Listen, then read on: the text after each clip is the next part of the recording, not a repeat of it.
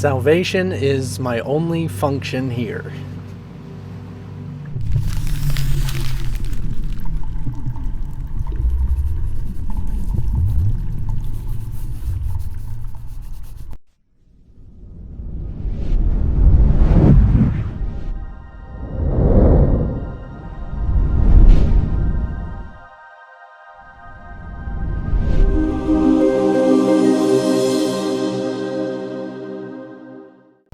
Here we go, right off the bat, down the rabbit hole in the experience of misunderstanding what is the difference with the function and the purpose, as explained in the previous lecture. I find rather amusing the fact that it is now salvation is my only function here. As I specified, that function is more about your uniqueness, and I still hold to that.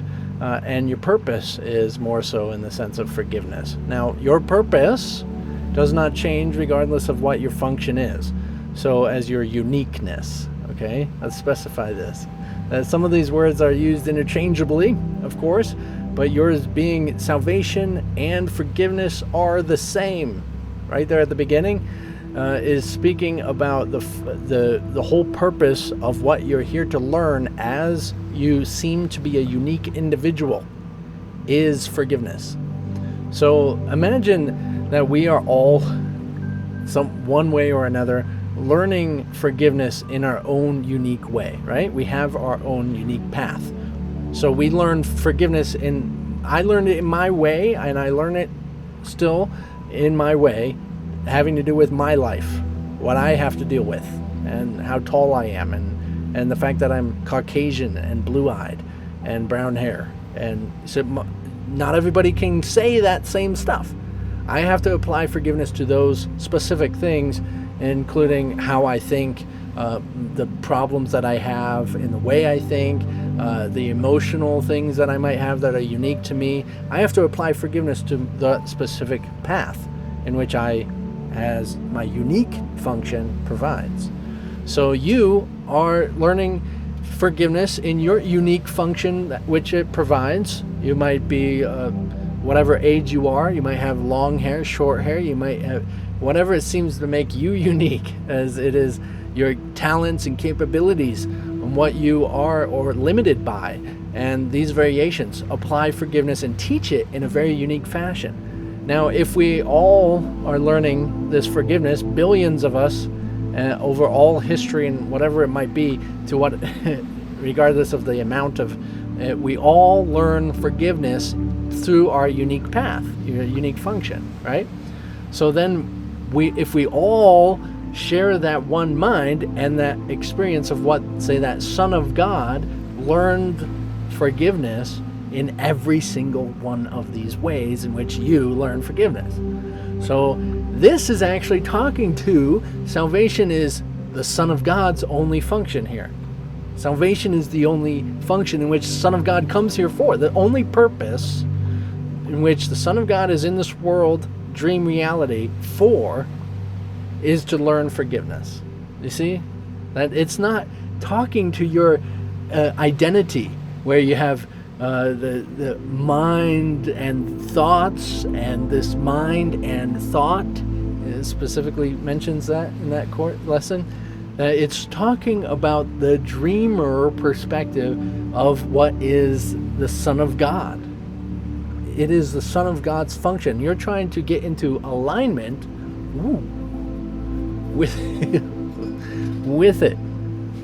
Okay? You're trying to recognize what the Son of God is, so you have to get into alignment with the perspective of the Son of God in order to realize what you are as it. Okay?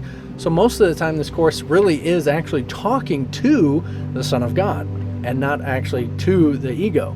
But the ego distorts and changes all the words in which it's as stating and trying to understand it and making it into something that it's not, having to do with its mind and its specific thought. See how interesting that is? And that's pretty cool. That's pretty cool stuff. So there's so much in this, is that salvation is my only function here, and forgiveness, salvation and forgiveness are the same. God is love, and this is not his will.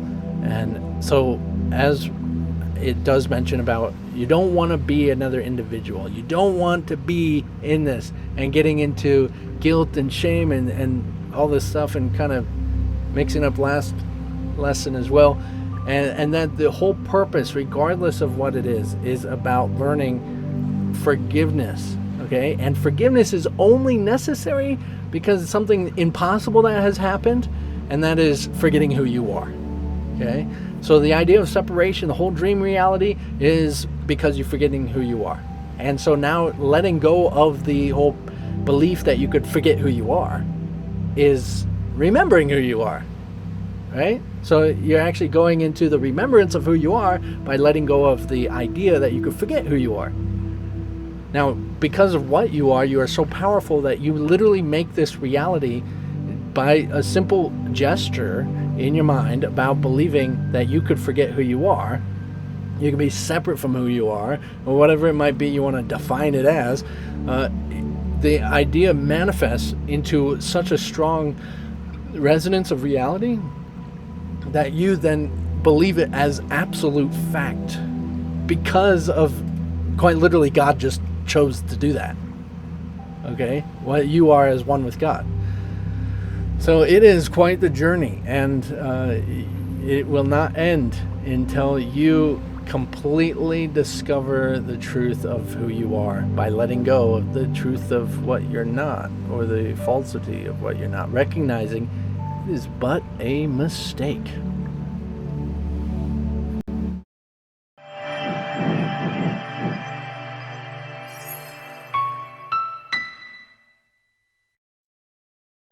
And what is that mistake? The choosing of forgetting who you are. The choosing of separation idea. The choosing of, regardless of whatever you want to say it is. It's the choosing of it. That is the mistake. Now, of course, anything within the world that you would consider a sin or falsity or misunderstanding and anything like that is in the same right. That miraculous things occur when you realize that what you think is happening, even in the physical reality or not, is not actually happening, and that there's something else happening and could be discovered, and that's where the miracle goes into play. I mean, it's like, wow, what? Yeah, I know. It's like when you recognize that the miracle is happening and not the not miracle is happening.